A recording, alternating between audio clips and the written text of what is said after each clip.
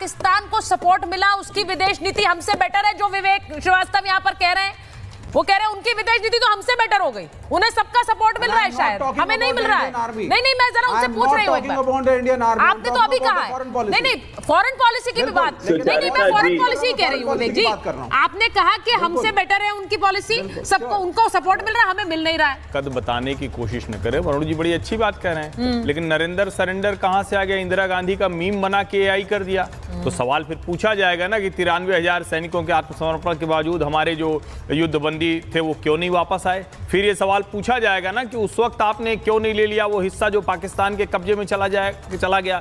फिर तो ये पूछा जाएगा ना कि कितनी बार जो चाइना है उसने हमारी जमीन हड़प ली। अभी तो कोई भी ये जमीन हड़पने की स्थिति में नहीं है। हम तो गलवान में भी हमने दिखाया, डोकलाम में भी हमने दिखाया। और जो सबसे बड़ी बात है, जब हम कहते हैं कि दुनिया आज पार्टी जी फिर ये भी पूछा जाएगा कि तिब्बत को किसने अभिन्न अंग मांगा, तिब्बत को अभिन्न अंग चाइना का किसने माना, प्लांट शिफ्ट होने की तैयारी कर रहा है और जो किसने माना ये वाले देश है उसमें भारत सबसे ऊपर है। बात कर रहे हो, एफडीआई है वो रिकॉर्ड है, जो फॉरेक्स है वो रिकॉर्ड है। गांधी पे क्वेश्चन कर रहे हो, हर मैं वही कह रहा हूं, आप सबसे बेहतर प्रधानमंत्री पे क्वेश्चन आप लोग कर रहे हो। एक मिनट वरुण जी, ऐसे बात नहीं जाती, तो सुनेंगे वरुण जी एक करके ना। जब आप इस तरह के ट्रोल करने की कोशिश करेंगे तो उसका जवाब तो मिलेगा। फिर ये बताया जाएगा ना कि 27 प्रधानमंत्री नरेंद्र मोदी को मिला और सारे प्रधानमंत्रियों को मिलकर कितना हुआ। जब आप ये तुलना कर रहे हैं, जब आप ये कहेंगे, तो क्या किसी समय देश में इंदिरा गांधी के ऊपर इस तरह से कहा गया जो प्रधानमंत्री नरेंद्र मोदी के ऊपर कहा गया? और पता नहीं कौन कौन से कंट्री, मग्नेशिया, गलवेशिया, तरवेशिया, पता नहीं कहां कहां जा रहे हैं, जहां 140 करोड़ बंदा रह रहा है वहां रह नहीं रहे वो। तो मोदी जी प्रोटोकॉल तोड़ के गए, उसका भी क्रिटिसिज्म होगा। मणिपुर नहीं गए, 150 देशों की यात्रा आपने बताया करी, मणिपुर अभी तक नहीं गए, इसका भी क्रिटिसिज्म हमेशा ही होगा। तो ये दोनों ही बातें हैं, इसलिए बार बार कांग्रेस को दोषी ठहराना या पूर्व प्रधानमंत्रियों को कोसना, ये जो ट्रेंड चला है ना, इसको भारतीय जनता पार्टी को बंद करना होगा। त्रिपाठी जी जैसे जो वरिष्ठ पत्रकार है उनको बोलना चाहिए इस बात के लिए, जो इस बात का गिला है उसका जरा एक सार निकाल कर आगे बढ़ रही हूँ। प्रधानमंत्री का क्रिटिसिज्म होगा हर्षवर्धन जी, इस पे कोई सवाल नहीं है, क्योंकि मुझे लगता है कि जहां राजनीतिक दल होते हैं और एक लोकतांत्रिक जो सेटअप है हमारे देश का, वहां पर सवाल अलग अलग राजनीतिक दल सवाल उठाएंगे, वो उनका काम भी है, वो उन्हें करना भी चाहिए। लेकिन बात सिर्फ प्रधानमंत्री पर सवाल उठाने का नहीं है। यहां पर मुझे ऐसा लगता है जो विदेश मंत्रालय ने जिस तरह से एक बयान जारी करके उस बयान पर आपत्ति जताई, इंपॉर्टेंट वो है।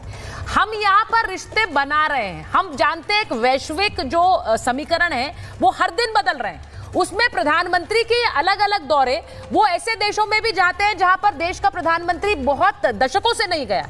वो इसलिए जा रहे हैं क्योंकि देशों को जोड़कर एक वैश्विक समीकरण बनाना है हमें बदलते समय में। उसको हम नुकसान ऐसे बयानों से पहुंचाते हैं। मैंने वो सिंगापुर वाला बयान इसीलिए दिया क्योंकि वहां की सरकार ने उस पर आपत्ति जता दी थी कि भाई आपका एक सिटिंग चीफ मिनिस्टर ऐसा बयान दे रहा है।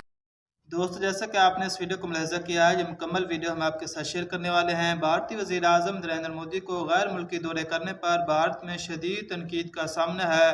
इनका भारत में खूब मजाक उड़ाया जा रहा है, खासकर पंजाब के वज़ीर आला भगवत मान की जानिब से इनका खूब मजाक उड़ाया गया।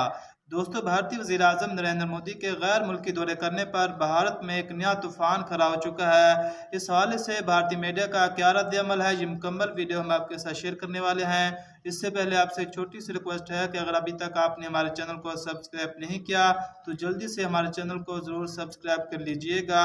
ये चलते हैं इस बकिया वीडियो की जानिब। आज फिर वही हुआ दुनिया के, और ये झूठ बोला जाता है कि हमारे साथ कोई देश खड़ा नहीं हुआ। अच्छा, तो क्या पाकिस्तान के साथ दूसरे देशों विवेक जी बोल रहे हैं, विवेक जी को लाइए जरा बताइए ना। चाइना को भी बाद में आकर कहना पड़ा। और जहां तक रही हथियारों की बात, तो हथियार तो हर देश दुनिया के दूसरे देशों से लेता है, कम से कम तथ्य सही बोलना चाहिए। विवेक जी, आप कह रहे थे कोई देश हमारे साथ खड़ा नहीं। विवेक भाई, आप तो देखिए, आपका तो चाइना से सीधा तार है, आपकी बात अलग है। चाइना के खिलाफ आपसे तो थोड़ा सा करता हूं, चाइना के खिलाफ नहीं बोलना है विवेक जी के सामने। तत्परता के साथ नहीं, चाइना के आगे नॉर्थ कोरिया भी को यहाँ पे कवर अप कर रहे हैं। आपको प्रणाम मिलना चाहिए, आपको पद्म विभूषण मिलना चाहिए। स्वस्थ प्रसन्न रहिए विवेक शास्त्री।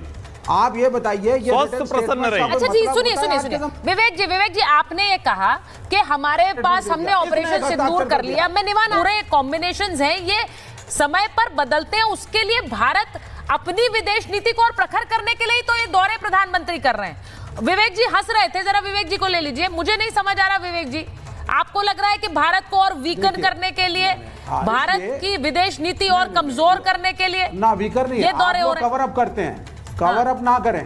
अगर मुल्क को ताकतवर बनाना है तो पहले अपनी कमियों को झांक करके तभी हम ताकतवर बनेंगे। ये गुडी गुडी गेम खेलने से हम बहुत अच्छे हैं, हम महान हैं, हम विश्वगुरु हैं। विवेक जी सत्य बोलते हैं, बाकी सब झूठ। ये क्या तरीका है? विवेक श्रीवास्तव बोलेंगे तो सही है, बाकी सब कवर अप करते हैं। कमाल है, फैक्ट एक भी आपने पूरी डिबेट में नहीं बोला। किसी भी तथ्य को आप काटिए ना, क्या एफडीआई रिकॉर्ड में नहीं है? बताइए ना, इसका जवाब। एफडीआई रिकॉर्ड है कि नहीं है? अब तक का रिकॉर्ड एफडीआई है भारत में या नहीं है? फॉरेक्स रिजर्व रिकॉर्ड है या नहीं है? दुनिया की बड़ी कंपनियां भारत आ रही या नहीं आ रही? ना कुछ नहीं है, क्योंकि हमें डिबेट में यही कहना है। 80 करोड़ लोगों को खाना खिलाना पड़ रहा है। कौन सी इकोनॉमी? अरे विवेक भाई, कौन सी इकोनॉमी? पैसा लेकर के कौन सी इकोनॉमी आप कह रहे हैं? चौथी बड़ी इकोनॉमी। कौन सी इकोनॉमी कह रहे हैं आप? ये कह रहे हैं कि कौन सी इकोनॉमी?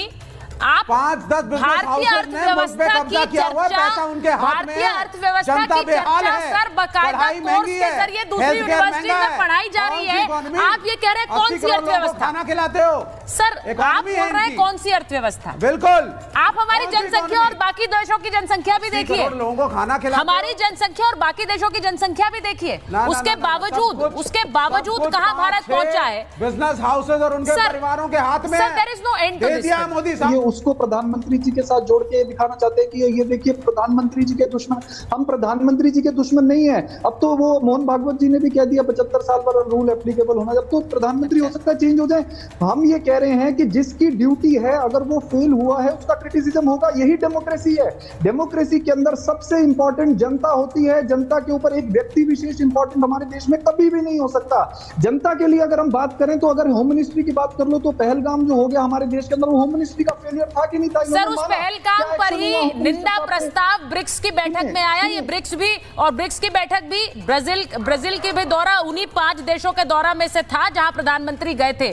उसको ब्रिक्स समिट में लाना, जिसमें चाइना भी शामिल है, ये अपने आप में उपलब्धि है। शायद आप उसे भाप नहीं पाए, समझ नहीं पाए, लेकिन मुझे लगता है इसे समझना चाहिए, क्योंकि एक जगह से रक्षा मंत्री एससीओ की बैठक से आ गए थे बिना हस्ताक्षर किए, क्योंकि वहां पर आतंकवाद पर बात नहीं हुई थी। लेकिन यहां ब्रिक्स में उसे बकायदा उसका मेंशन होना अपने आप में दिखाता है कि यह विदेश नीति के लिए ही एक बड़ा पड़ाव है।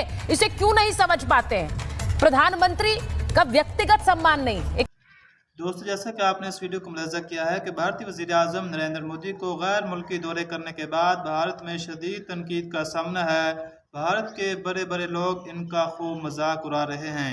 दोस्तों, इस हवाले से आप क्या कहना चाहेंगे? आप अपनी कीमती राय का इजहार कमेंट बॉक्स में ज़रूर करें। मिलते हैं फिर एक नई वीडियो के साथ, तब तक के लिए अल्लाह हाफिज़।